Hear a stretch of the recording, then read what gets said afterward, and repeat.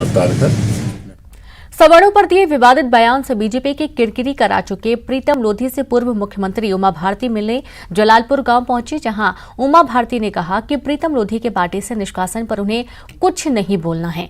लेकिन उमा भारती ने साथ में ये भी कह दिया कि प्रीतम लोधी को पार्टी से निकाला गया तो जनता ने उनका साथ दिया। उमा भारती ने यह भी कहा कि प्रीतम लोधी ने अपनी किए की माफी मांगी, लेकिन माफी नहीं देना ही अपराध है। माफी नहीं दी गई तो ये भारी भूल है। इसके बाद भी अगर आप माफ नहीं करते हैं तो आप चाहते हैं कि लोग गलतियां करते ही रहें। हालांकि इस बात के बाद उन्होंने प्रीतम लोधी को भी समझाइश दी और कहा कि प्रीतम को अपनी कीमत समझना चाहिए और किसी जाति विशेष के खिलाफ नहीं बल्कि सबके कल्याण की बात करनी चाहिए। उन्होंने प्रीतम लोधी को कहा कि सवर्ण, पिछड़े और गरीब सबकी आवाज उन्हें बनना चाहिए। इतनी भीड़ का है, मुझे बताया एक कोई हमारे परिचित जा रहे थे ट्रेन में, तो कुछ हो गया है क्या? तो लोगों ने बताया कि नहीं, प्रीतम आ रहे हैं, पार्टी से निकाले गए हैं और आ रहे हैं।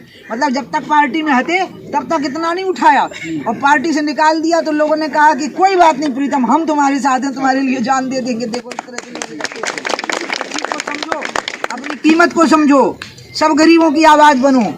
सारे देश में अभावग्रस्त लोग रह रहे हैं, सवर्णों में भी अभावग्रस्त लोग रह रहे हैं, उनकी भी आवाज बनो। तुम उनकी आवाज थे पिछोर में, सभी की, ब्राह्मणों की भी तुम आवाज थे, वो भी शोषण का सामंती, शोषण का और जुल्म का शिकार थे वो लोग, और प्रीतम उनके साथ भी खड़े हुए थे। ये भेद तुम्हारी गलती से हो गया, ये मतभेद जो हो गया ये तुम्हारी अपनी एक असंयत भाषा से हो गया।